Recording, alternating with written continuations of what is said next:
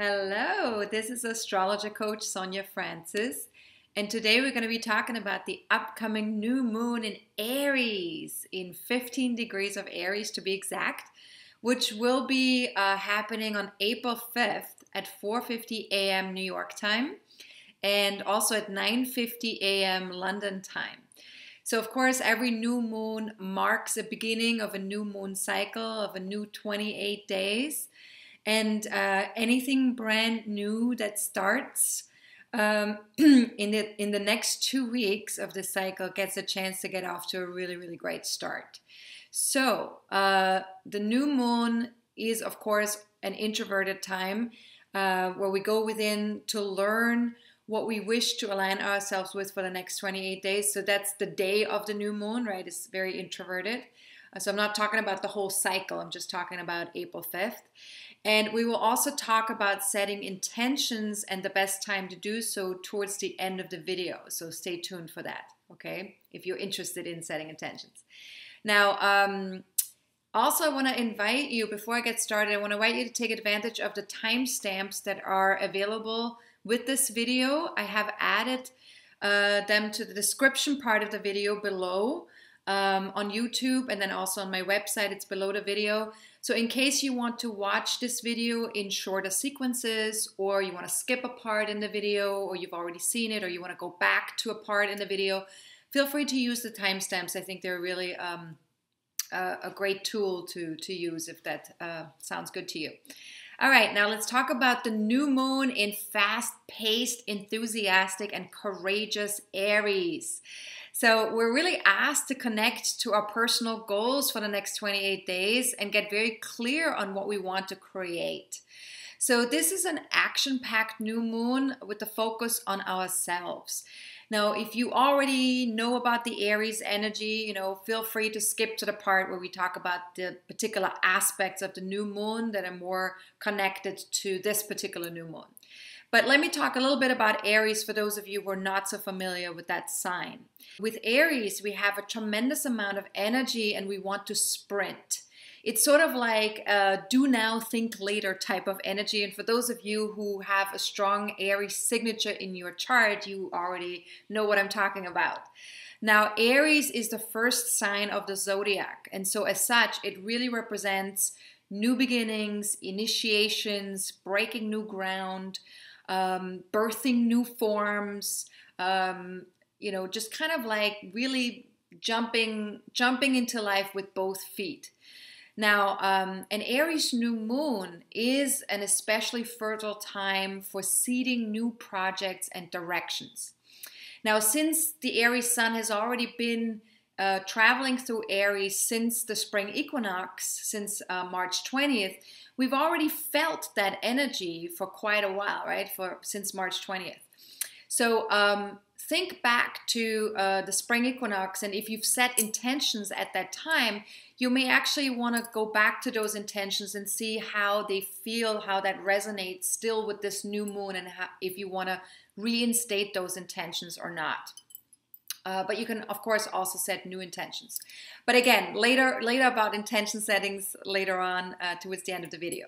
Now, we generally don't know what will happen when we start something brand new, right? I mean, that's what brand new is all about, right? We don't know. Something we've never done before can really stir up insecurities or nervousness, or sometimes maybe even fear or even panic, depending on what it is, right? So depending on what the new thing is, or the unknown thing that we're throwing ourselves into. Now, with Aries and its ruling planet Mars, they both correspond with the quest to develop courage. It's all about courage, being courageous. And we need that courage when we want to jump into something brand new that we've never explored or done before. So it's not necessarily about fearlessness, but it's about the conscious choice to act in spite of fear. And you may also call it like the warrior energy, right? Like warrior energy is sort of like, yes, I'll do this I'll jump, I'll go, even if I'm scared. So one of the many ways we can demonstrate courage is to allow ourselves to be in the condition of not knowing, or what the yogis like to call beginner's mind. And at these times, we are more present when we're in this place of not knowing and beginner's mind. We are more present, and sometimes creative potential is really heightened at that time, because it's like, you're in this place of being present, not knowing, and so anything could happen, right? Which makes it a very creative time, because creativity thrives on that spaciousness. Now, one thing you can ask yourself is, what could I approach with beginner's mind? And what do I want to create in this particular right now, this instant of time? And this is maybe a question you want to maybe journal on, or you can meditate on, and maybe you can keep bringing this question back throughout the next 28 days. Another question you can ask yourself is, could I be brave enough to take this moment to rest from needing to know? And I think that's a very powerful question, especially for those of us who love to know, who love to plan, who love to not be in the unknown, right? So that's a really great question for those of us who really need those answers all the time. So just once in a while, maybe take 5 or 10 minutes, could I be brave enough to take this moment to rest from needing to know? And it's just an invitation, right? It's not something you have to do, but it's an invitation. And by the way, all of the questions in my videos, of course, for those of you who are new to my videos, they are always just an invitation to investigate or to be with. You do not have to actually answer the questions right away. You can use them for journaling, for meditating, or just to allow yourself to connect to the energy, because that's what the questions are for. So just get us in alignment with the energies, right? Now, if you want to have access to the new moon questions from this video in writing, so that you can easier journal or meditate with them, and maybe you also want to have access to my members only full moon video every month, feel free to check out the various levels of membership that are available on my website at astrologercoach.com if you're not yet a member. And if you're already a member, please go to the blog page and look for the tag New Moon Questions or the New Moon in Aries article. Tags can be found on the right-hand side of the blog page. Below the categories, you just have to scroll down a little bit if you're looking at the page from your computer. If you're looking at this from your phone or from I think just from the phone, then tags are all the way down at the bottom beneath all of the blog posts. So unfortunately, you have to go all the way down to get to those tags.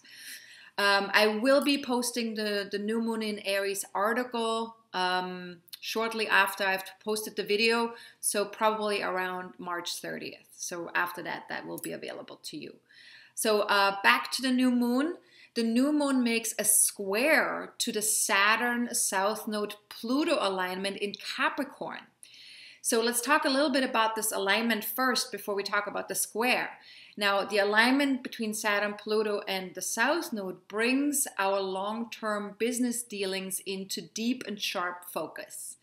And this is what we're all kind of dealing with right now, especially when it comes to manifesting something real, something tangible, something sustainable, something meaningful for ourselves and for society or for the collective. It also will kind of like take a look at anything dysfunctional within our businesses, also within our governments or long-term goals.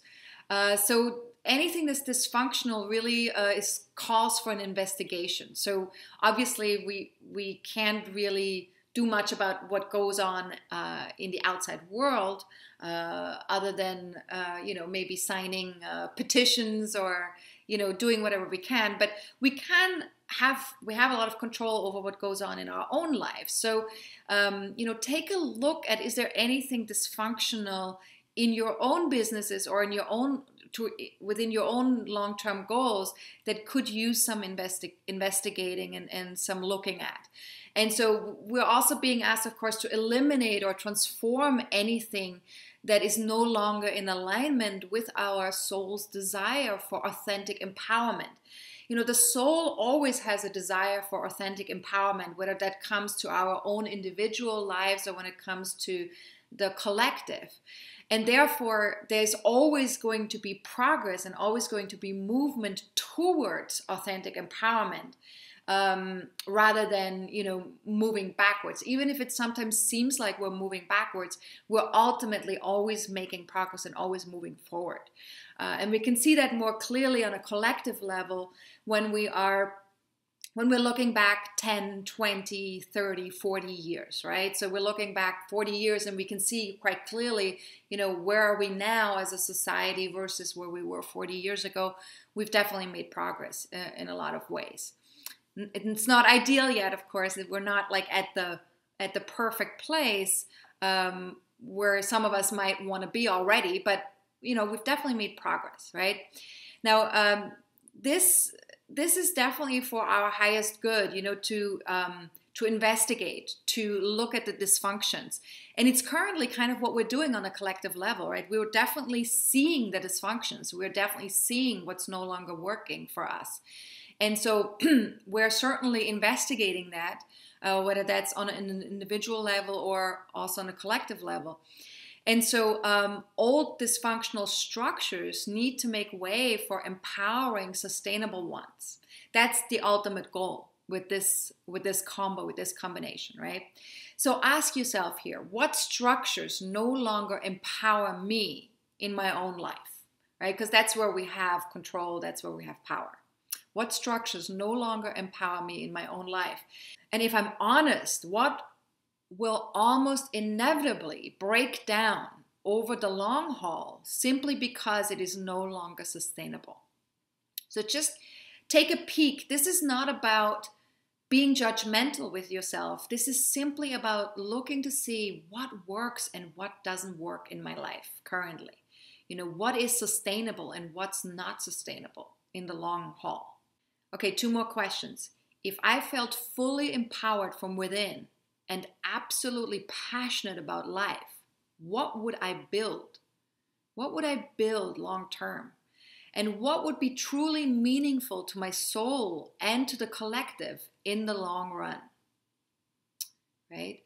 So these are some really great questions. And just remember, again, with these questions, you don't have to answer all of them, right? Some of these questions will resonate more with you than others. The ones that really resonate with you, definitely work with them. The ones that you absolutely hate, I would invite you to also work with them. And the ones that you don't care about too much, just ignore them, right? That's the best way to use these questions.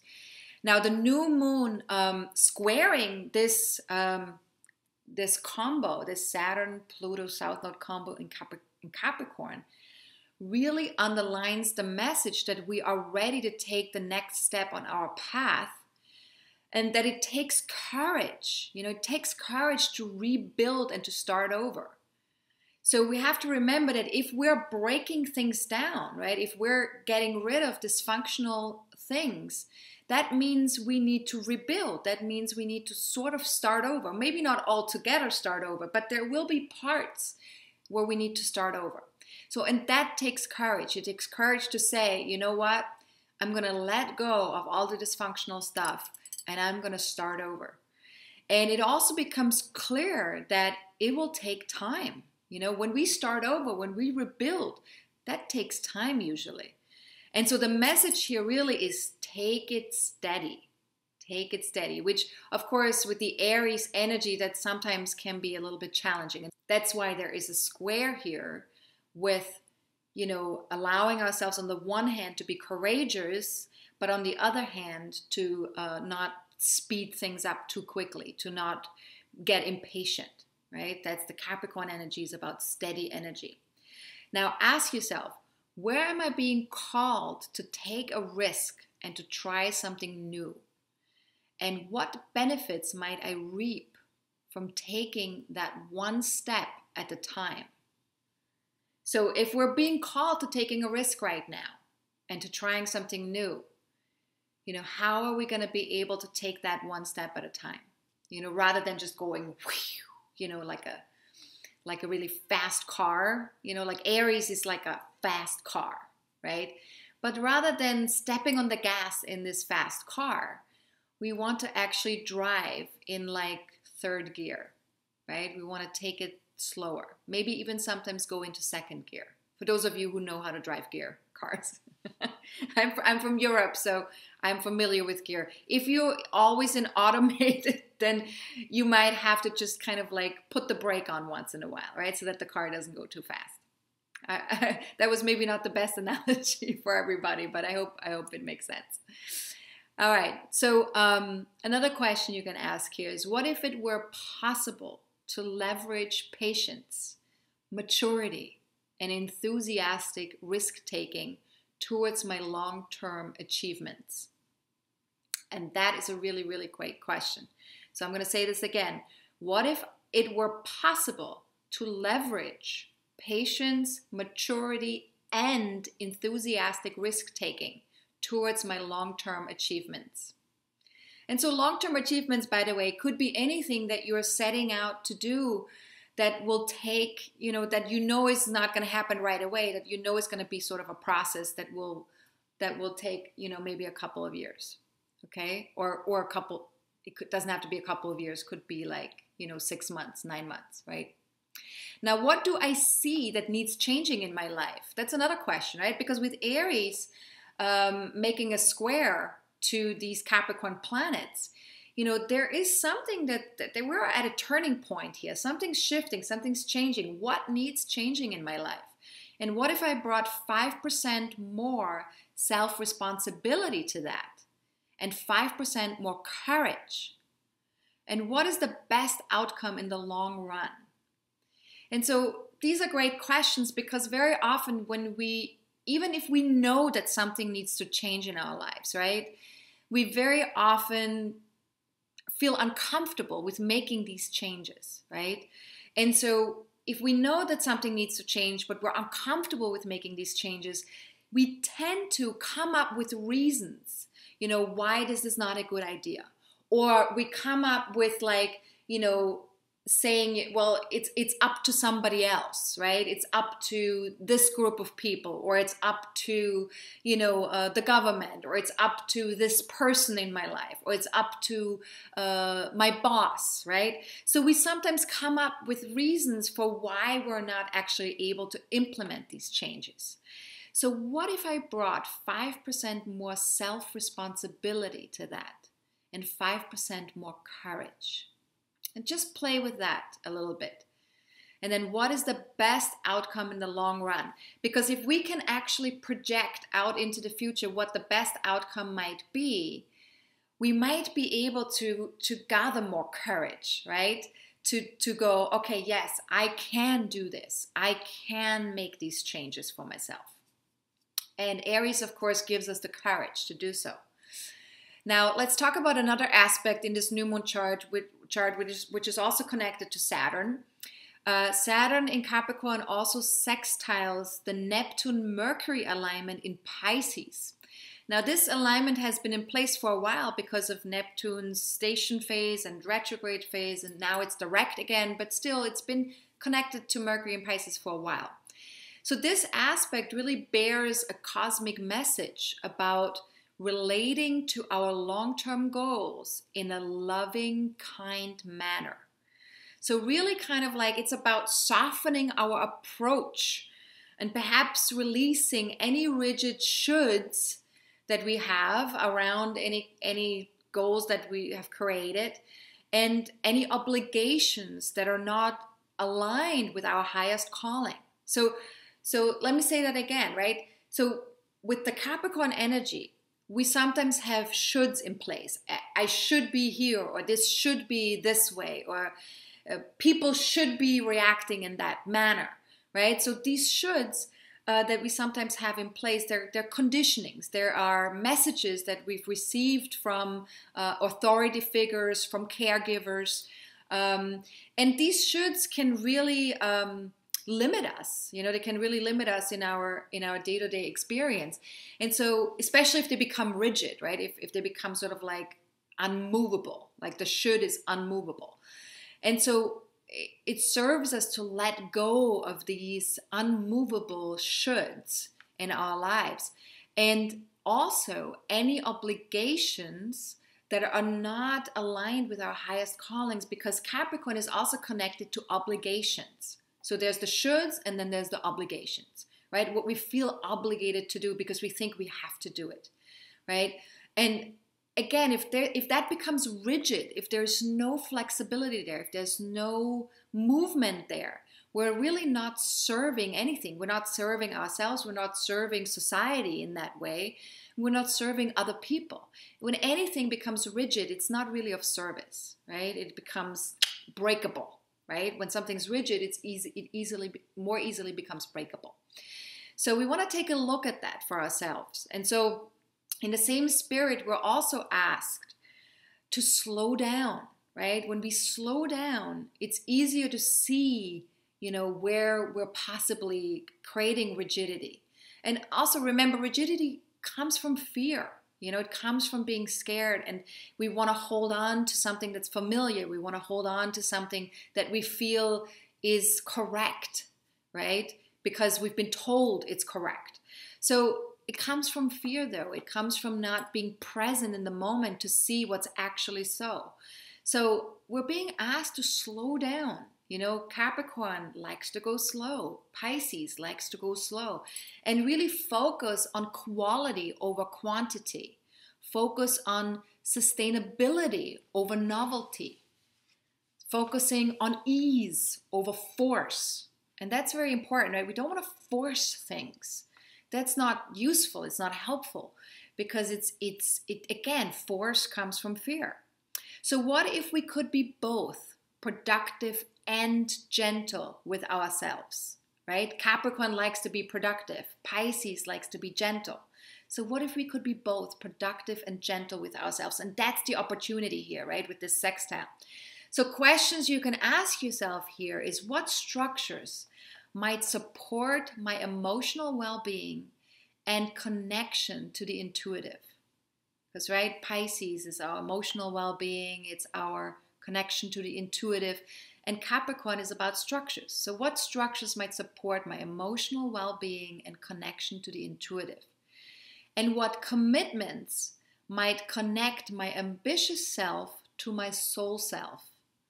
Right? Because there's a human ambition in us, right? To achieve, to move forward, to have progress, right? But then there's also a soul self in us, a spirit in us that is completely accepting and knowing that all is well all the time, that everything's always unfolding in its perfect way. So what commitments might connect that ambitious self with that soul self? So how can we make that work? And again, you don't have to have the answers to this. Just allow yourself to sit with the questions, allow the answers to come to you. Or journal on them and allow the answers to come to you through writing things down, right? Now, last question I would want to ask here is, might slowing down and trusting the divine timing and flow of things ultimately support my long-term goals? And remember, we're talking about long-term goals. So we're not talking about something that we want to get done today. Right? We're talking about something that we're working towards long term. So might slowing down and trusting the divine timing of things and the flow of things ultimately support my long-term goals? Just work with whatever questions feel good to you, resonate well with you. And then let's talk about Mars, because Mars, of course, is the ruler of Aries. And so we're very interested in Mars in this new moon chart. So Mars is currently in Gemini at the time of the new moon, and it's sextiling Chiron in Aries. So this presents an opportunity to connect with others and share our individual approach towards gentler leadership. Gentler leadership. Have you ever heard those two words in one sentence? And that's really what Chiron and Aries brings to the table. It's all about gentler, more holistic leadership. So we are really invited to inspire others to engage in a healing process around the masculine yang energy, right? To do some healing around physical, sexual, and spiritual wounds. And so really allowing ourselves to be human, while on our path to wholeness and a larger, more purposeful life. Because Chiron and Aries, really wants a healthy sense of identity, right? It's about our independence, our willpower, but a healthy sense of that, a healthy connection to that, a holistic connection to that. And so as we travel this path, and right now, of course, Chiron is in Aries for the next 7 years because it just moved into Aries, right? So as we travel this path for the next 7 years, we bring progressively more and more respect to ourselves and to others as we're on this journey of gentle leadership. So we are urged to really become wise and peaceful warriors who stand watch for the well-being of all concerned. And we each do this. We're getting the chance for each of us to do this. It's not about, being a leader and being above everybody else. It's really about, for each one of us to look into this and see what that feels like to be a leader in your own right. Now, questions you can ask yourself here. What is the next step towards becoming an increasingly healthy, strong, curious, and flexible person who is not afraid to go after their personal goals and desires, or to speak up for what needs healing in our society around the traditional masculine? Okay, long question, but it's a fantastic question. So if you like this question, really, work with it and maybe break it down. Now, what role does anger or domination play in the traditional masculine? And how do I experience those traits within or outside of me? And when? Because we all deal with anger on some level, right? Whether that's anger that we experience ourselves, or anger that comes towards us, or anger that we have towards ourselves. It can show up in so many ways. So how do I experience those traits within or outside of me, and when? And, often with anger, there is a resistance, because we're not taught very often as children how to express anger in a healthy way. We're not taught how to deal with anger in a healthy way either, very often. And so just right now, what I want you to do, if you resonate with this, if this is something that you've experienced, growing up or in your life, this resistance towards anger, then just as an experiment in freedom, just ask yourself, what if I let go of my resistance towards anger, even all its unhealthy expressions, just for right now? And just allow yourself to ask that question. You can even ask it multiple times if you like.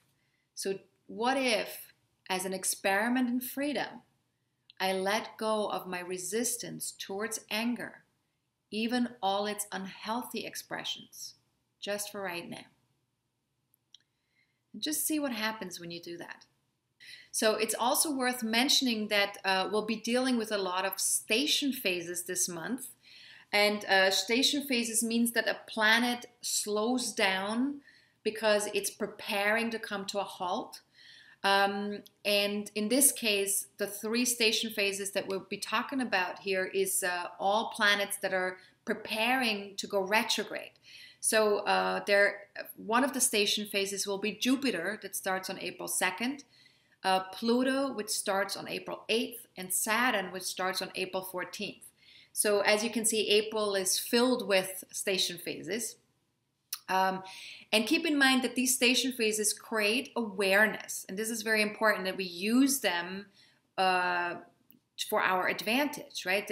There's an awareness, there's something in our face during the station phases that tells us something.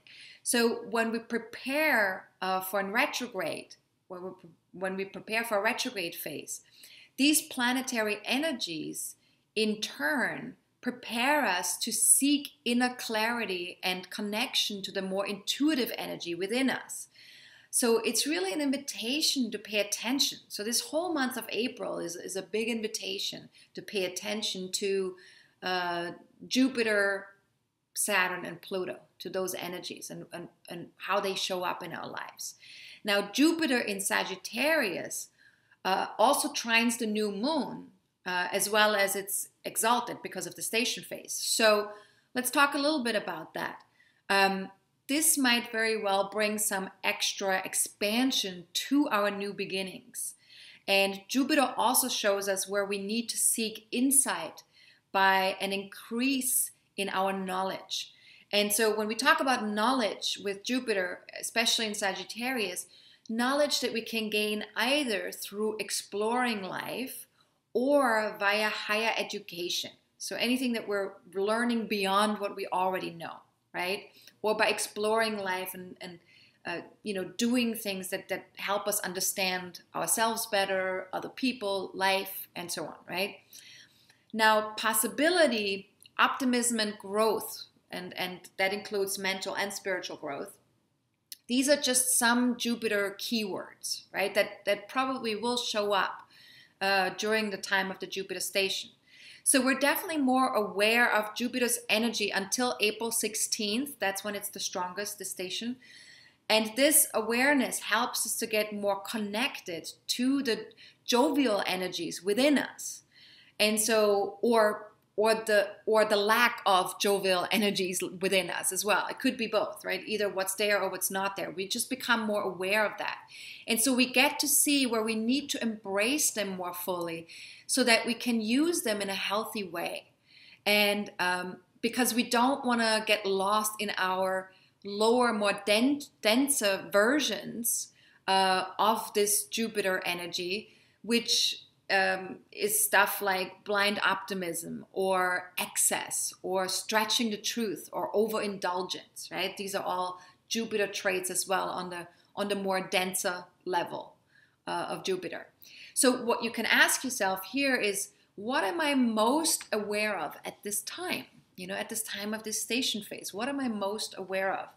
And what if I took an optimistic approach towards life itself? And what mental or spiritual growth might be waiting for me? What would courage do? Because remember, Jupiter is trining the new moon in Aries. So what would courage do? So, and while I'm on the subject, actually, let me mention that the Jupiter station and retrograde phases were covered in considerable detail in our last monthly forecasting forum. And if you want to know how these planetary movements might impact you personally, feel free to purchase this webinar. It is available for purchase on my website. We applied the Jupiter retrograde phases to our own birth charts.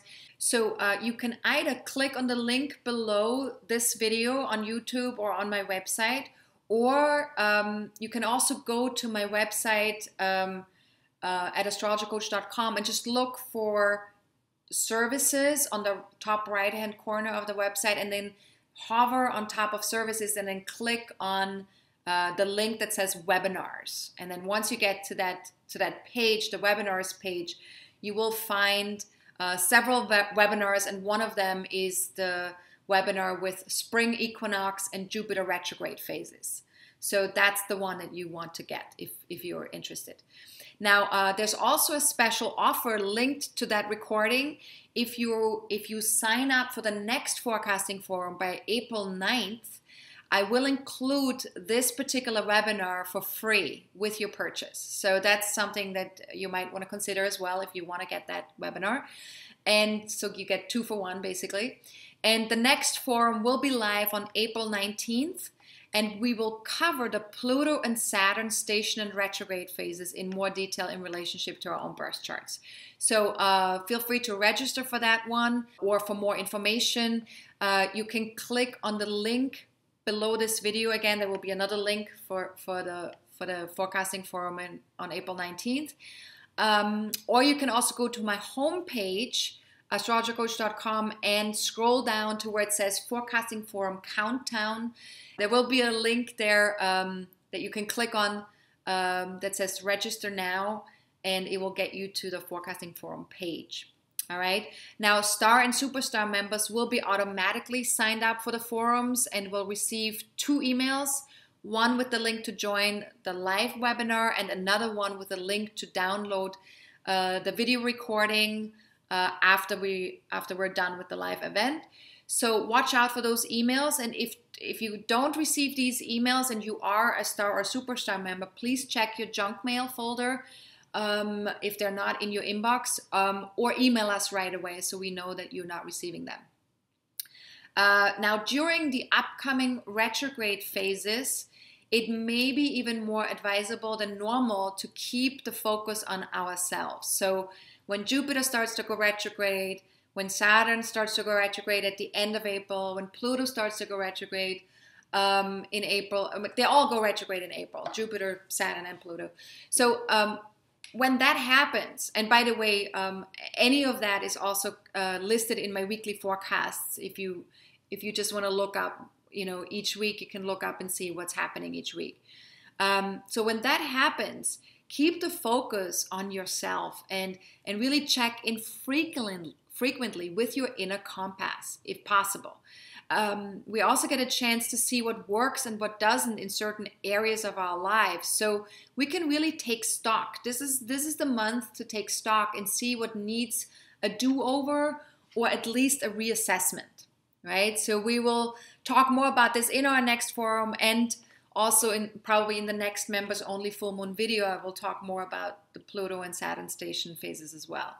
So all right, so let's turn our attention back to the new moon so we can sum it all up. What's going on with this new moon, right?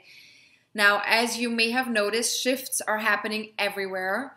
And so it's time to really develop some courage and awareness. So what you can ask yourself for the next 28 days is, where do I want to step up? And what if I were the master of my destiny and could keep my heart and mind open right here, right now? And if that were so, where would I choose to go next? Again, remember, you do not have to answer these questions right away. Allow yourself to be with them. And what might open up if once a day for the next 28 days, I tuned into myself and simply listened to the higher vibrations of my being? I think that's a very beautiful question because, when we think about tuning into ourselves, it's almost like, well, what am I tuning into? What's there?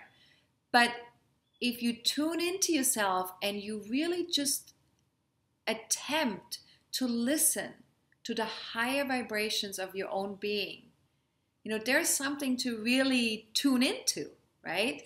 So just experiment with that. See what happens, and if that's not a good question for you, don't worry, just skip it. Now, the highest expression of the Aries energy is expressed when we lead others by example and inspiration.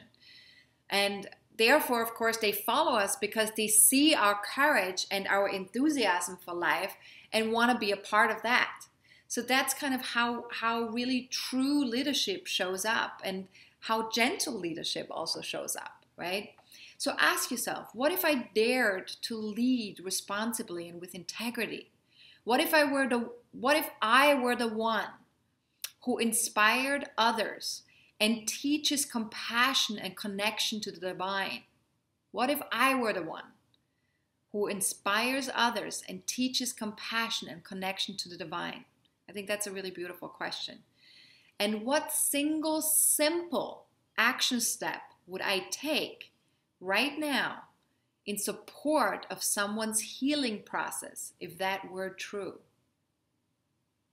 Right? If I were the one.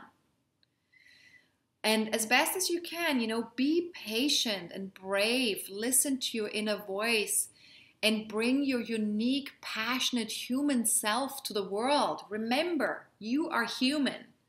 You know, you are doing the best you can. You're human. We're all human. And so with being human means that, you know, we are in a process of learning. We're in a process of evolving. We're in a process of exploring. You know, that's what we're doing, right? We're exploring, and we're not at our best yet because we're on a journey, right? So, and I'm not saying that, you know, you can't be at your best. Of course you can be, but we might not be there 24/7.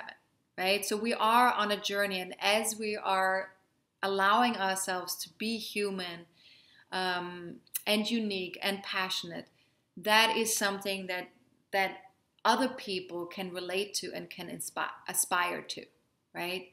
So remember that each of us makes this journey in our own way, in our own time. So as best as you can, focus on yourself, your path, your truth, rather than on what lies beyond your control. Because whatever lies beyond your control is just going to make you feel out of control, and it's going to make you feel helpless. It's going to make you feel anxious, and that's not where we want to live. That's not where I want to live, right? So rather than focusing on what you don't have control over, focus on what you do have control over. Now, the last thing I want to say is that, you know, it's springtime, of course. And so spring is not just for spring cleaning our physical surroundings. It is an excellent time to cleanse on all levels, energetically, emotionally, spiritually. Yes, also physically, right? But really allow yourself to cleanse on all levels if you can. And ask yourself, what changes have already been in the back of my mind for weeks now? What changes have already been in the back of my mind? And what first step looks inviting? And again, it doesn't have to be a huge step, right? We have to remember that steps can be small steps. Once you take one small step, you can take another. But there's got to be one first step. So what first step looks inviting? And remember, the ultimate goal of this new moon is to tap into our inner warrior, the mature, protective warrior rather than the shadow warrior who exploits and destroys, right? So courageous rather than combative, assertive rather than aggressive, human rather than trying to be a superhero, right? So if you have an ascendant or any personal planets in 13 to 17 degrees of Aries, Libra, Capricorn, or Cancer, then you're going to feel the effects of this new moon more strongly than other people. But even if you don't have planets or points in those degrees and signs, I want to invite you to take a look at your natal chart, if you have one, and look to see where does 15 degrees of Aries land. And that house placement, wherever that lands in your chart, whatever area of life that lands in your chart, that will indicate which area of life is most impacted for you for the next 28 days and where the new beginnings might take place, right? So you can also check out my 30-minute class, How to Read Your Birth Chart, if you don't have a birth chart yet or if you don't know how to look this up. And you can get free access via my homepage at astrologercoach.com to that class. Just scroll down on my homepage all the way to where you see a little box that says free class. And then just click on that and you'll get to that class, okay? Now, let's talk about setting intentions. Yaha! So the new moon is also the best time to set some really wonderful intentions for this month moon cycle. And so this process is especially powerful with the new moon in Aries because it's the first sign of the zodiac, right? And so as always, these new moon intentions are best done soon after the new moon becomes exact. You definitely do not want to do it before the new moon becomes exact, so always wait until after. And definitely not during a moon void of course phase either. Because the moon void of course phases are, they're phases where things, if we're making a commitment or if we're setting an intentions, things don't necessarily stick. It's a little bit, the moon is sort of out of orb. It's not connecting to any of the other planets during the moon void, of course. So we might not be able to have a grip with the intention or with the commitment that we're making at that time. So best to avoid moon void, of course, phases. So this month we have 2 periods that are great times to set intentions. The first one is roughly 17 hours long, and it's between 4:50 a.m., that's when the new moon becomes exact, and 10:15 p.m. on April 5th, and that's New York time, East Coast time in the US.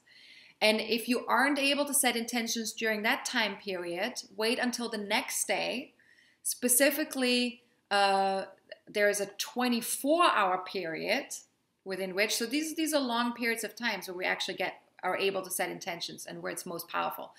So the next day, which is April 6th, 9:06 a.m.